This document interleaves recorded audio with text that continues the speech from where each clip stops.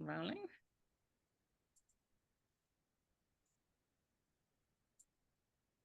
So good morning, everyone, and welcome to the JW3 Friday briefing. It's hard to believe that we have been going for 9 months and that this week, apart from the Friday briefings, Wednesday night marked the end of the summer term, therefore the end of the academic year, and realizing that we started the Friday briefings the first week of the term. We said right at that point that it was going to be very important to be connected to each other and to connect to Israel. And so it's proved, because every time I have suggested that maybe we'll have a break or maybe people don't need it anymore, I have had loads of emails from you. Thank you very much, saying how important these are to you, and certainly from the connection in Israel, that's also the same.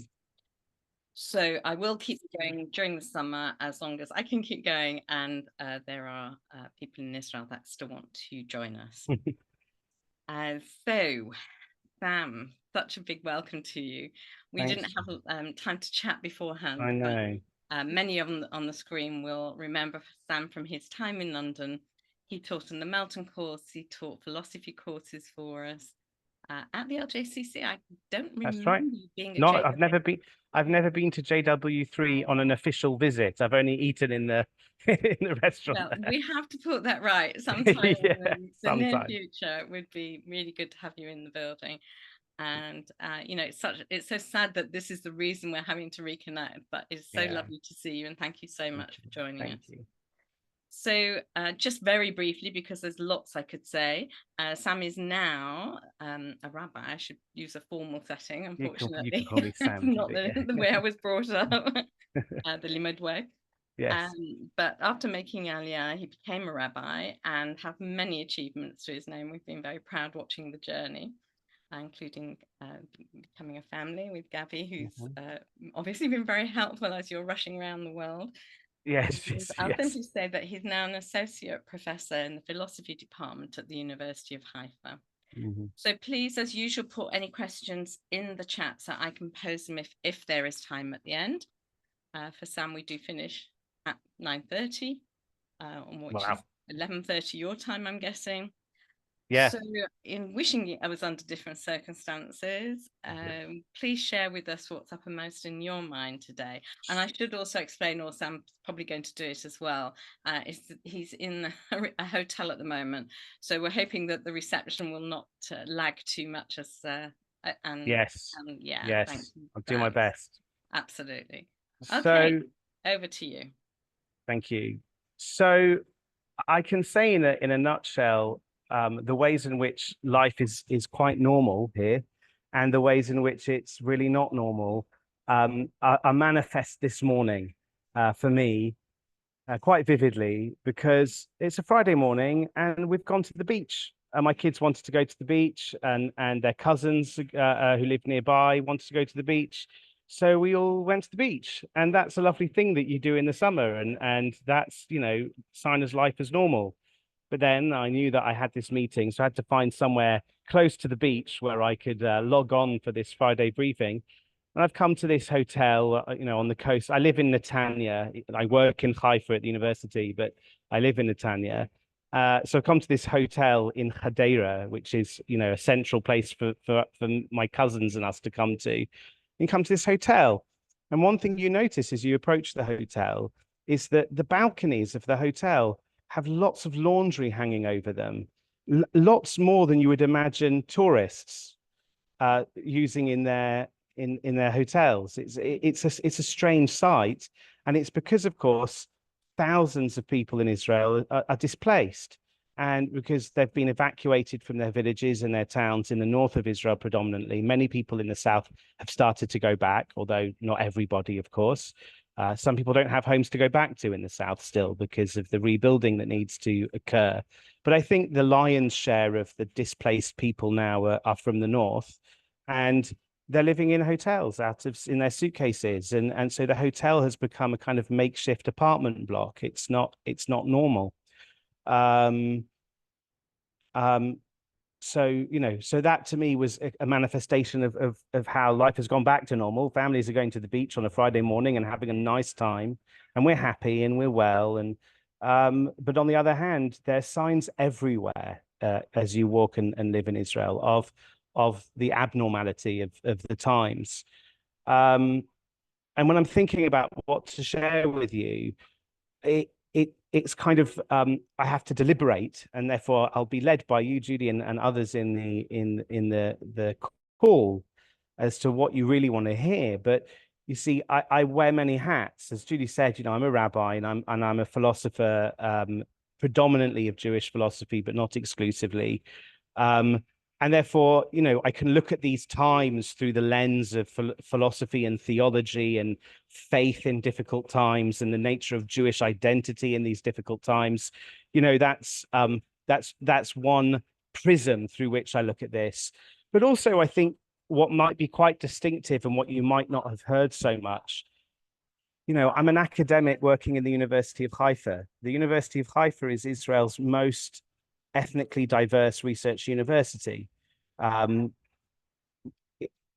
It's somewhere between 50 to 60% of our students are Arab Israelis. And although in the philosophy department, philosophy is an overwhelmingly wealthy and privileged discipline because whose parents allows their children to go and study philosophy. So we tend to be a more Ashkenazi department. That is the truth. But nonetheless, I have a good number of Arab students, and the University of Haifa has had to try and create an atmosphere in the midst of all of this chaos in which students from a very, very wide variety of backgrounds with a wide array of different feelings about what's going on right now in Israel, we've had to create an atmosphere in which learning can continue, peacefully and fruitfully. That means you've got people in our classes who have either served themselves in Gaza as reserve soldiers and then come back to classes, or people whose spouses or loved ones, siblings, partners are fighting in Gaza. But you also have Arab students who have cousins in Gaza, Palestinian cousins or Palestinian friends who live in Gaza, who might feel quite differently about the situation. And yet somehow, and also we have students who are displaced, students from the north whose families are living in hotels, and they're all coming at this conflict from very different, angles. And we've had to try as a university to kind of create an atmosphere of life going on as normal, when in fact it's not normal at all. These times are not normal. So I could look at it from any of those angles, really. And I'm interested to hear, what do you most want to hear about? So just add me. It's really interesting. And that is a different viewpoint. Again, every week it's amazing how different it is in the same same strand. Yeah. There's so many questions that come up from what you just said. So first of all, the trauma of not being at university. I presume you opened the end of December, beginning of January. Yeah, that's right. That's right. So, and in those first few weeks, how do you cope with presumably a lot of people missing because they're in the army? So even though you reopened, you haven't got those there, and the ones that are coming in, a lot of them will have lost people, I assume. Again, and how do you deal with that trauma? Yeah, it's been that has been very tough. It's funny how quickly people get used to new realities, and everyone in the West, well, everyone in the world really knows more about what that means post-COVID. That all of a sudden things which were completely alien and you'd never imagine doing become a new normal. At the beginning of the academic year, of course, in Israel, the academic year starts straight after the Chagim of the autumn. So they start straight after Chag HaSukkot. And of course, October the 7th was the last day of the Chagim. And therefore, just as we were just preparing to start our classes were all planned. The faculty had had its kind of meetings about how to, attack the new year, so to speak, or that's not a particularly nice verb to use in this context. Um, all of a sudden, we don't know what's going to happen, and we don't know when university is going to start, and are we even going to be able to have an academic year at all? And this was a decision that was made at much higher levels than me. The presidents of all of Israel's research universities, in conference with the government, were trying to decide, okay, so when will the semester start, and what allowances will be made for students who can't make classes because they're fighting. And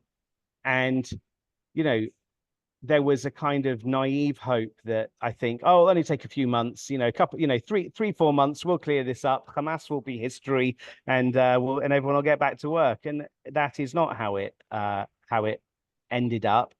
And eventually, yeah, we started probably.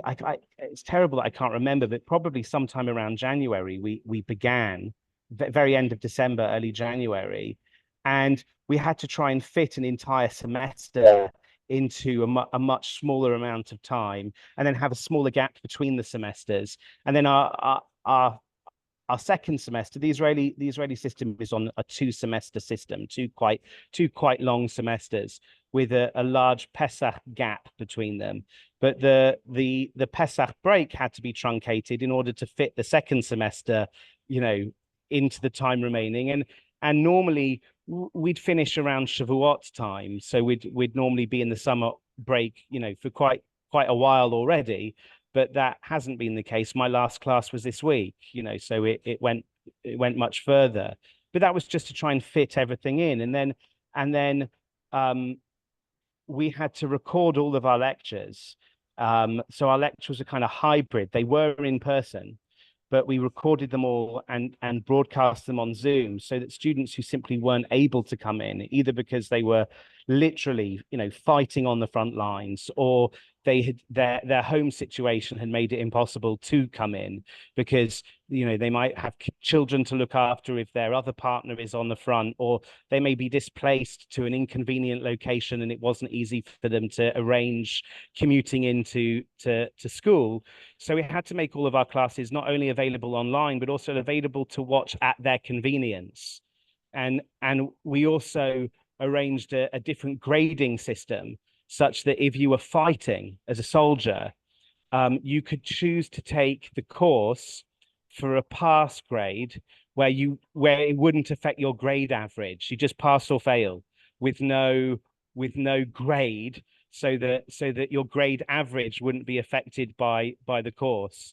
We were just trying to make it easier, basically, for soldiers to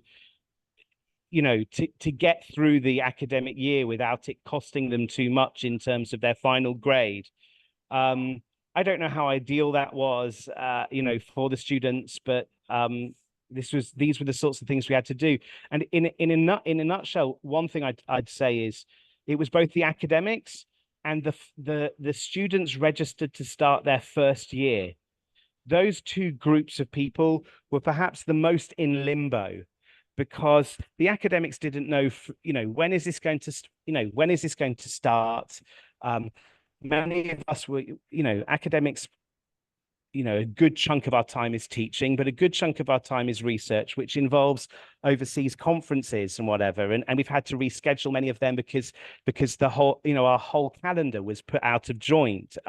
Some of my colleagues were at international conferences over Sukkot and couldn't get back to Israel, all that easily at the beginning of all of the chaos. Also, the students waiting to start their first year at university, these are students who've just been released by the army, right? And some of them were not the first to be called back. So they're just, we're not in the army anymore. We don't have a job. Should we get a job? Well, I don't know. Is university going to start? They were really in limbo. And I don't like complaining. I think when we live in these times, anybody who's got their health and their limbs, their loved ones near them, feels bad complaining. But the truth is, existentially, it's not easy to be in limbo. It's not nice to know what you're not, it's not nice not to know what your calendar looks like just a few weeks ahead. People who are used to rhythm, and in fact, people found out there were psychological studies over COVID that found this, that people's sense of rhythm, the 7-day week structure, and a kind of calendar rhythm, it's very important to people's psychological well-being. And I think those two groups of people, academics and those students just about to start a degree and not knowing what was going to happen, it was psychologically tough for them, especially since they felt they would feel bad complaining about it. So I've had a few questions in. I'm also going to say, because Sam opened this up earlier than we've had previously, if anybody would prefer to speak rather than put it in chat. Sure. I'm sorry about that. I did. No, and I did see a few of these videos that Judy kindly sent me beforehand. But like I said, I could really come at this from a lot of very different angles. Yeah, and we have as well. We've had lots of questions. It's not set in stone except for the timing. So staying with the university, and I'd also like to talk about it, but what about what happened with graduations that were due? I mean, obviously not due at the beginning of term, but now have you done graduations? And we did graduation ceremonies. I mean, I never went to my bachelor's graduation ceremony, so it's not an essential thing, because you can get your degree anyway, and the degrees were issued on time as regular. But you're right that the graduation ceremonies were postponed. And again, the graduation ceremony, when you're talking about a very multicultural campus, you're coming together to celebrate something, at these ceremonies, where people don't feel all that much like celebrating because of all the things going on around them, and B, there's a quite potent division between some of the students on campus that also creates, so not only were they delayed, there was the university had to do a lot of work to try to create an atmosphere that allows for things like joint celebration, which hasn't been easy. We definitely had that feedback in the room. We had the professor from Hebrew University with us, and she described how they'd managed to do it, and there were several comments that it was obviously very, very difficult. Yeah. And again, how we deal with this to go forward, which is why we keep coming back to the word trauma, because and I'm interested that you compare it to COVID, because we've been doing that a lot as well. And Sean and Gerard have said that Shabbat helped with the rhythm of the week, and presumably to some extent still does. But even there, you've got to worry whether the sirens are going off. Or that's right. Have you had sirens in Haifa? Haifa has had a few, and of course, if things kick off with Lebanon, Haifa will expect to have a lot, being the major city in the north of Israel, and it's certainly it's known to be a target of Hezbollah if things escalate. Netanya, bizarrely, and especially the neighborhood in Netanya in which I live, has had almost zero right throughout, which has been strange for this Israeli, because it feels you're living in a kind of strange detached reality from what everyone else is going through. But we were in Jerusalem on October the 7th itself and spent a lot of time in the shelters, not knowing what was going on. It was quite traumatizing for my daughter in particular, who was 12 at the time. She's 13 now. She so I'm glad for her that we've lived in Netanya and sirens haven't become kind of a regular part of her life. She finds them very distressing. I don't. I've not lived in Sderot or anywhere very near to Gaza where you only have a few seconds. Where we're living, you've got about a minute to get into a shelter. The shelters are, our shelters, we're never far away from one. And I feel like as long as you're in a shelter, it's disturbing, it's distressing when you think about why you need to do this, that there are people out there who want to hurt you. That is a distressing feeling. But perhaps I'm a bit of a rationalist and thinking, well, statistically, if you are in a bomb shelter, you are very unlikely to be hurt by these. It's more of a psychological strain. And I find that I'm able to kind of let it wash over me a bit, but my daughter's certainly not, and it was distressing for her. To cycle back to trauma and the campus, I think Jerusalem's a very different campus to Haifa in one respect, because the Arabs that attend both of those universities are in quite different situations. A lot of the Arabs that attend the Hebrew University in Jerusalem, are not citizens of Israel. They're residents of East Jerusalem. Some of them have to come through checkpoints and in order to get to university, and many of them feel much more Palestinian than they would Israeli. Whereas after October the 7th, a number of studies have shown that Palestinians with Israeli citizenship have felt much more Israeli than they have for many, many years. And this has been an interesting thing to witness on campus, and quite paradoxical in some ways. The last time that we had an incursion into Gaza, it was actually during COVID, and Palestinian students turned up on campus and they protested the war in Gaza.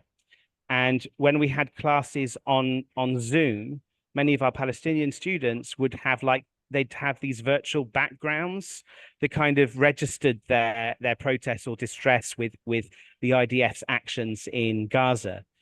And yet, in this war, I've not seen anything of the kind. In fact, I felt a palpable relief when we started in January. Our first week of classes were online entirely, and then when it was deemed to be safe, from our second week on, it's been in class. And I felt a palpable relief when students were able to sit next to each other in classrooms, and I felt that sense from both the Jews and the Arabs that, oh, thank God we can just sit together and study. And we released these T-shirts and bracelets that said Mamshichim lilmod biyachad, like continuing to learn together, that the university was a place where we would continue to learn together.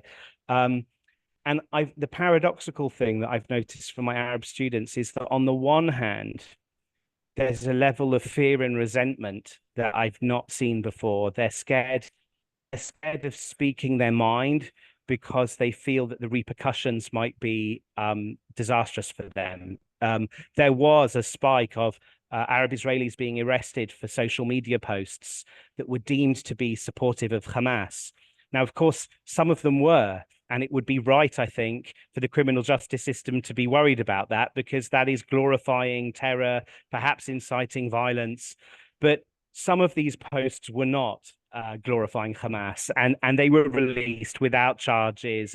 But it left a kind of worrying cooling off in terms of free speech, that some of our Arab students feel that even if they have a moderate position to articulate, they're scared to articulate because of what the possible consequences might be. And yet at the same time, they're more scared to speak up.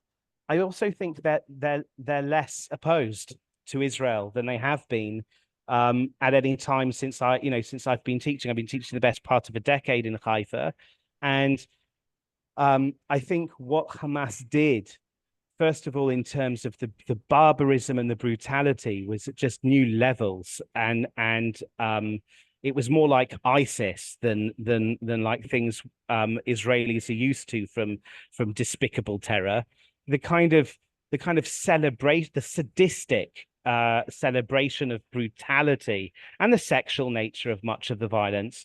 But when you added on to all of that, the fact that Arab Israelis in the south were not immune to this violence, that the Bedouins, there are Bedouin hostages to this day. If you look through the list of names of hostages, you'll see a Muhammad, and you'll see some other, notably Arab names. There was video of Hamas gunmen when Bedouin people would say to them, "But we're Muslims just like you," and they'd say, "You're not Muslims, you're dogs, right? Because you collaborate with the Israeli state." I think this was something of a sea change for many of the Arabs in the north of Israel who are, unlike the Arabs in Jerusalem, they're citizens of Israel. And some of them, it's a minority, but some of them serve in things like the police. They might not serve in the army, but they have roles to play in civil society, in Israeli civil society, and this was a sea change for them, and we've seen much less Arab unrest on the streets of Israel during this war than we did, like I said, in the last incursion, where there were riots in Lod and riots in Akko, and there was inter-Jewish and Arab violence. It's not happened this time. And like I said, paradoxically, it's coming both from a fear and an alienation, and at the very same time, from a sense that, no, what Hamas did here was an existential threat to us as well. Yeah. So there are multiple traumas, and people, and I often think that I heard the woman from England who has worked in Canada for a while and was working with Massa. What was her name? A previous speaker on this series. Sure. Yeah, so she was speaking about trauma. I often think that the Jewish population of Israel carry generations of trauma. The trauma of the Holocaust is not far away, and October the 7th, sorry, opened up old wounds in the kind of Jewish collective subconscious of pogroms, of defenselessness, of a kind of demonic anti-Semitic brutality. And I'm a believer in intergenerational trauma, and that trauma passes from generation to generation.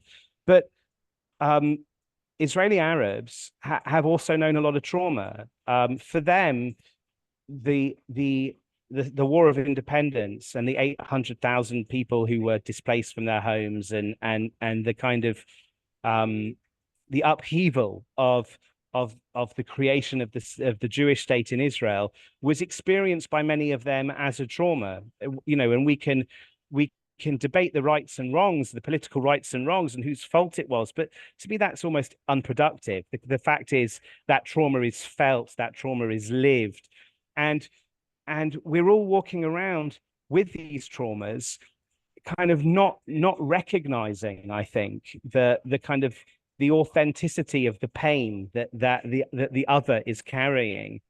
And I think that as we're becoming more psychologically aware of what trauma is, and as we're living through traumatic times ourselves, with the bomb shelters and with the displacement and with friends and loved ones serving in places of danger, a hopeful thing to take from this is that we'll have a generation of people, yes, more traumatized, which is terrible, but also more psychologically articulate, to be able to describe what trauma is and what intergenerational trauma is.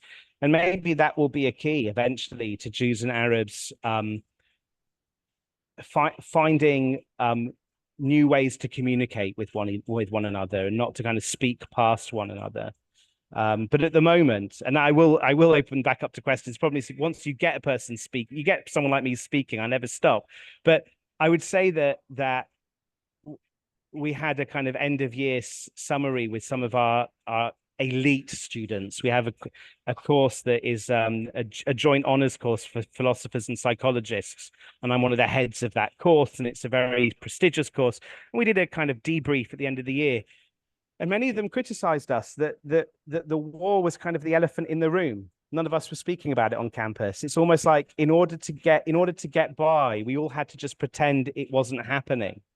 And to a certain extent, what else can you expect? We just had to get on, and it was so divisive, and it was so, and we want to care for all of our students, whatever their background. On the other hand, this is the way to repression and suppression. You need to be speaking about things. So we took the criticism to heart. It's something we have to think about moving forward. So we're nearly at time, but I wanted to kind of build on what you nearly answered the question I was going to ask, which is the interaction out of the classroom. Yeah. Whether they hang out together, whether there's social spaces where they do mix. Yeah. So in Jerusalem, it's almost unheard of. they self-segregate socially. Mm. In Haifa, it's more common, but it's still not the norm. There's a lot of self-segregation. And we have a Druze community as well, a large Druze population on our campus who occupy an interesting place because they're Arab speakers and their social life would more naturally gravitate towards the Arab population, but they serve in the IDF and they're proudly Zionist, and that creates a kind of alienation from maybe some of the other Arab students. But yes, on the campus in Haifa, it's not unheard of to see Jews and Arabs socializing together, and it's something that we as a faculty try our hardest to kind of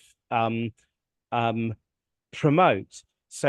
So if we've got homework assignments, we'll try and kind of mix up the groups that have to work together in the hope that will cause them to meet outside of class to get to know one another. And it certainly does happen. Hospitals and universities are the only places in Israel where you regularly see Jews and Arabs working together on joint projects, communicating together, and kind of humanizing one another. It's not all easy. Like I said, some of my Arab students feel silenced at the moment, feel a bit scared of speaking at the moment. But I do think they are places of hope, the university campuses. Which is a lot better than we finished off some weeks. So thank you for putting good. Thank you. well. And it's sometimes hard to remember there is a good and hope still there is. And if I come again, maybe we'll speak about Lebanon and the north and what might be about to happen. This is something that's scaring us a great deal. But I think it is always important to be aware of the terrible things that are going on, but not to ignore the good things. That's very important psychologically too. Absolutely. Okay. Thank you. And yes, I'd love you to come back and do another one of these for us. And if well, you're going to London, then definitely to come to JW3. So thank you so much. And I wish you all a Shabbat Shalom. Absolutely. And thank you all for coming. Just for those that haven't been in touch, and I didn't manage to get around everyone yesterday, we have a flash event on Tuesday evening with, I think, 7 hostage family members. Wow. Coming to JW3 through the Israel embassy. They're now moved it into the hall. They wanted it to be small and intimate, but so many people interested. I think Sean said it's sold out in about 15 minutes. So that is now open. If you want a ticket, just email me or email the box office. It's free. We just need people to register. So we've got numbers. And Sam, thank you so much. Thank you. It was a great pleasure to see you. Shabbat Shalom, and we should hear good news at some point, please God. Absolutely. Okay. Everyone, Shabbat Shalom. Stay safe, and we'll see you next week. Soon. We'll be in touch, Judy. Take care. Bye. I'm off to the beach now. Yeah, I just don't want to hear about that bit. See you. Take care. Lots of love. Bye. Bye.